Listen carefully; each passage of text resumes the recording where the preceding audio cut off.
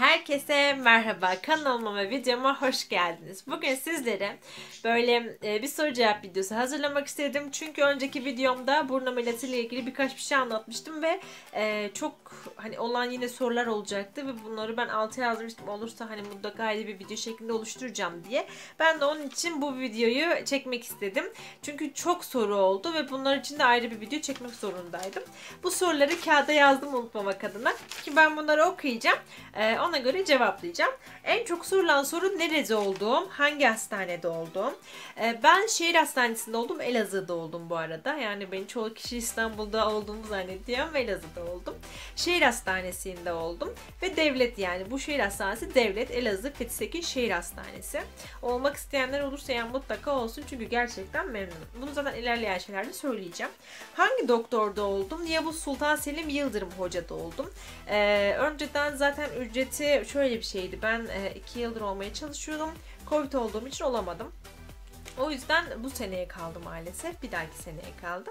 7 Ekim'de oldum bu arada ameliyatı.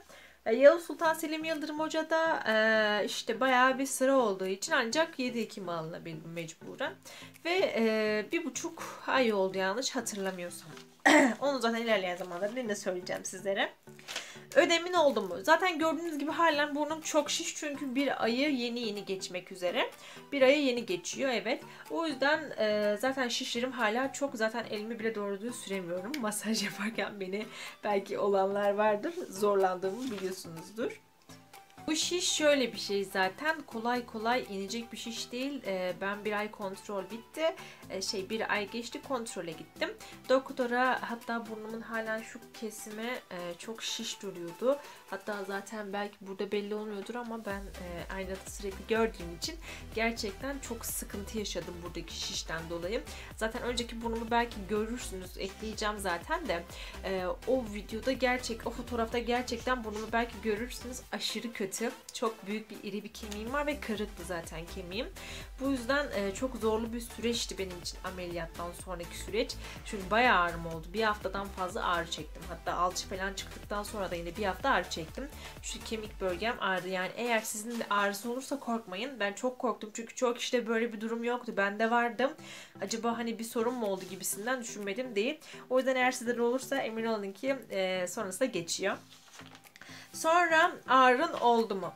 Ağrım oldu mu? Evet, dediğim gibi az önce söyledim zaten, ağrım bayağı fazla oldu. Hatta ameliyattan ilk çıkar çıkmaz 1-2 saat ameliyattan çıktığımız için bayağı bir bize ilaç ağır verdikleri için o ilacın etkisi geçmiyor 1-2 saat. 1-2 saat sonra etkisini yitirmeye başladığı için artık yavaş yavaş burnunuz ağrımaya başlıyor. Özellikle burnunuzun uç kısmı.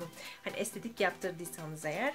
Eğer estetik yaptırmayıp sadece şeklini ya da etini falan düzeltmek isteyen olursa belki ağrısı olmayabilir ama benim burama sanki çakmak tutuyorlardı. O derece ağrıyordu. Kaç gün sonra alçın çıktı. Alçım toplam 7 gün sonra alçımı çıkarttılar. Hatta yok. Evet, 7 gün içerisinde tamponlarım çıktı. Tamponlarım vardı. Hatta onun videosunu da bir diğer videomda çekmiştim. Şuraya bırakırım. Alçım da 8. gün ya da 9. gün yanlış hatırlamıyorsam çıktı. Evet, o zaman alçım da zaten onun da videosunu çekmiştim. Gerçi tamponu çekmedim ya. Evet, tamponu çekmedim. Tampon çok ağrıdığı için korkarsınız diye çekememiştim. Biraz kurumuştu çünkü deniz suyu kullanamamıştım. Okyanus suyu doktor veriyor. Onu da zaten söyleyeceğim. Çok iç içe karıştırmayalım. Şişlik ne kadar sürdü? Emin olun ki şişlik, dediğim gibi doktora gittim. Doktor dedi ki bu şişliğin bir seneye kadar şişliğin devam edecek. Bir sene sonra burnun oturmaya başlayacak dedi. Bu şişin de yavaş yavaş inecek dedi. Hiç korkma dedi. Gerçekten de artık masaj uyguluyor yerine oturmaya başlıyor burun. Dedi ki masajlarını yapmaya devam edersen şişlerin yavaş yavaş inecektir dedi. Dedi. Nefes alabiliyor musun? Arkadaşlar nefes alamıyorum. Halen daha net bir şekilde nefes alamıyorum. Sadece doktorun verdiği deniz suyunu falan kullanınca ve doktorun verdiği merhemi sürünce biraz burnum açılıyor. Sonra yeniden kapanıyor çünkü cidden içi halen yara. Yani bir seneye kadar anca burnum açılabilir. Bunu da söyleyeyim.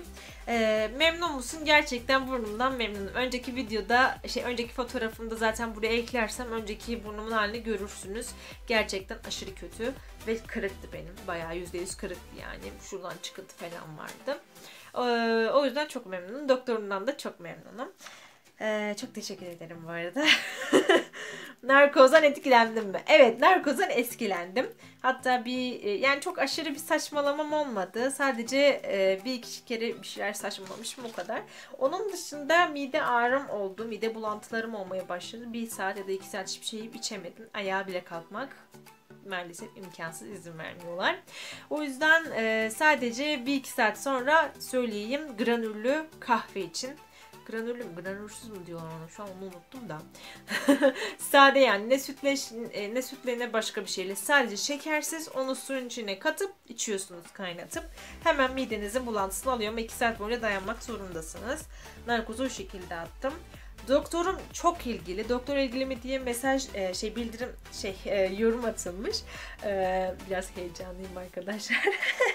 Doktor ilgili mi? Doktorum gerçekten çok ilgili bir doktor. Zaten sürekli bir ay ya da 1,5 ay sonra sürekli bir kontrol gerektiriyor. Sürekli bakıyor yani buruna. O yüzden o konuda hiç şüpheniz olmasın. Ne kadara yaptırdın? Arkadaşlar bu yani devletten devlete ya da herhalde hastadan hastaya değişiyor. 1800-1850 arası diyorlar. Bazıları 1830 lira veriyor. Bazıları daha fazla veriyor.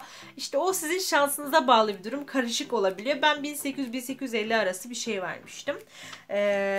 Öyle bir şeydi. Neden ameliyat oldun? Dediğim gibi burnum %100 kırıktı. 17 yaşında ameliyat olmaya karar verdim. Doktor kemik 18'den sonra durmayı bırakıyor. Hani büyümeyi bırakıyor dedi. O yüzden ben 18 yaşımı beklemek zorunda kaldım. Burnum cidden aşırı kırıktı ve nefesimi hiç alamıyordum. Yani nefes almak benim için imkansızdı. Şu an tabii ki çok az yine de olsa alabiliyorum. O zaman hiç alamıyordum. Ne zaman oldun? 6 Ekim'de ameliyat oldum.